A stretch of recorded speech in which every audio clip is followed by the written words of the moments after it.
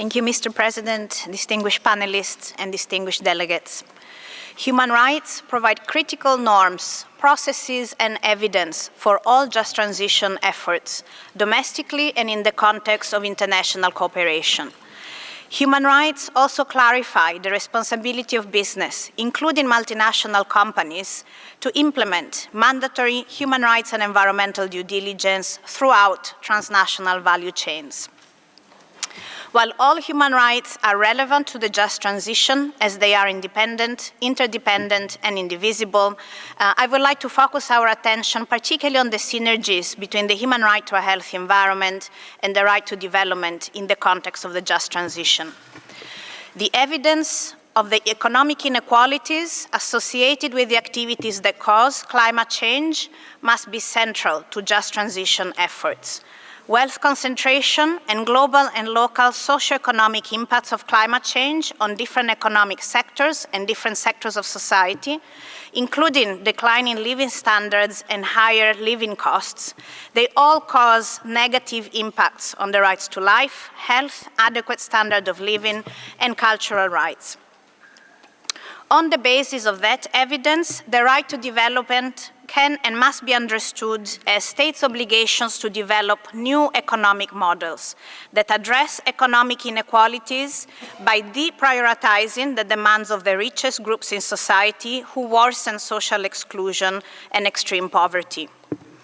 As part and parcel of these efforts, the right to development calls on states to develop economic models that provide goods and services that enhance human and planetary well-being and reduce the production of unnecessary and toxic products. In other words, the right to development should be interpreted and applied in ways that fully align with all the substantive elements of the human right to a healthy environment. And this chimes with our most recent global scientific assessments on the nexus of climate change, biodiversity, food, water, and health. Furthermore, the just transition should be pursued in accordance with states' obligations to prevent discrimination, including by discontinuing patterns of racial discriminations and prioritizing reparations for historical climate harm, domestically and in international relations. Domestically, the creation of sacrifice zones, land grabbing, forced displacement, and conflicts are all elements that should be clearly prevented as part of the just transition. Internationally, global partners of structural racial discrimination that are based on an equal distribution of power among states and between states and transnational corporations result in disproportionate benefits accruing to nations, companies, and consumers in the global north. So the economic models we need to prevent discrimination, including from an intergenerational equity perspective.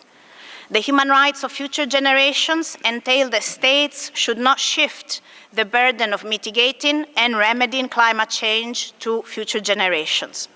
And the human rights of children today entail the states prioritize just transition approaches in the best interest of the child, in accordance with children's right to development, and respecting children's agency and their right to be heard and not to be bound by the choices made by others that can severely detriment their rights in the present and in the future.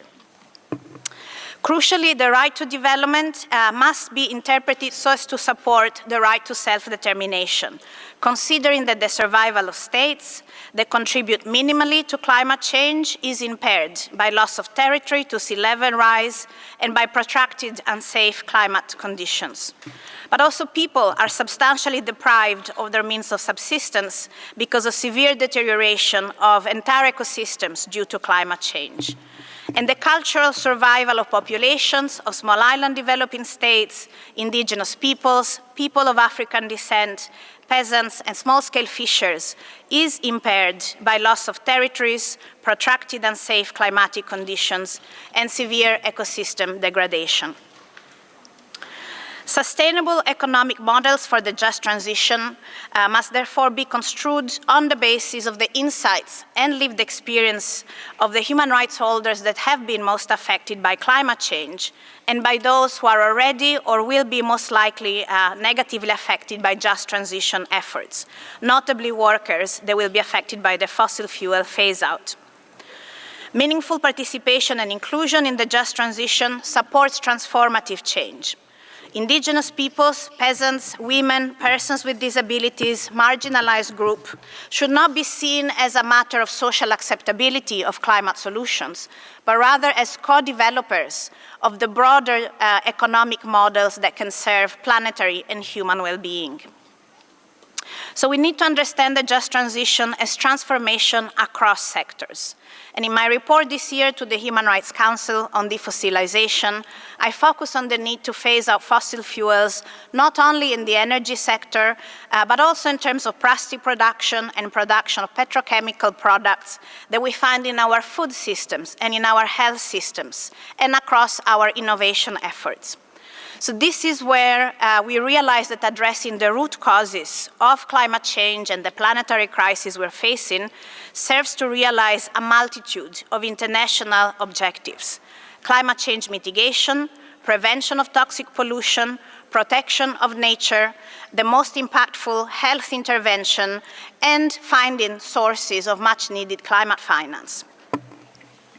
So crucially, we can't just look at fixes and replacing, for instance, one source of energy with another, because we are risking, and we're already seeing evidence of how those narrow approaches to the transition are not only ineffective, but reiterate the same causes of climate change and planetary crisis.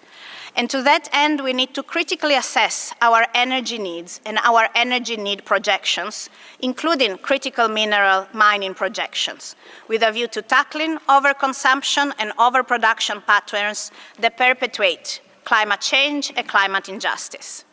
And so all states should conduct comprehensive environmental and human rights assessments of their energy needs and energy demand projections, focusing on energy poverty and other inequities in the energy sector that have affected the cost of living and standards of living, focusing on energy overconsumption by the richest, focusing on the dependency on exported or imported fossil fuels in developing countries, notably least developed countries and small island developing states, and options for defossilizing different economic sectors in the light of environmental and health benefits, particularly for children.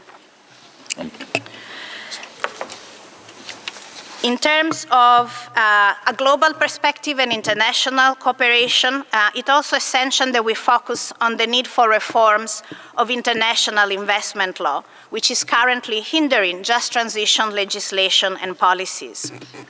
Multinational fossil fuel companies are currently benefiting from undue protection against climate action under bilateral investment agreements, contracts, and investor-state dispute settlement.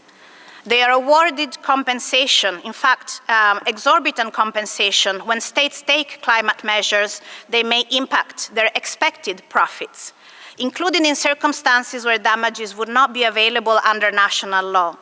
And historically, roughly the equivalent of the gross domestic product of 45 of the world's poorest or smallest countries put together has been awarded in damages to fossil fuel companies. What this means is that states and taxpayers are paying fossil fuel companies compensation for blocking our attempts to advance the transition. And this also means that we're diverting public funding from investments in renewables, adaptation, and workers' social protection. I thank you for your attention.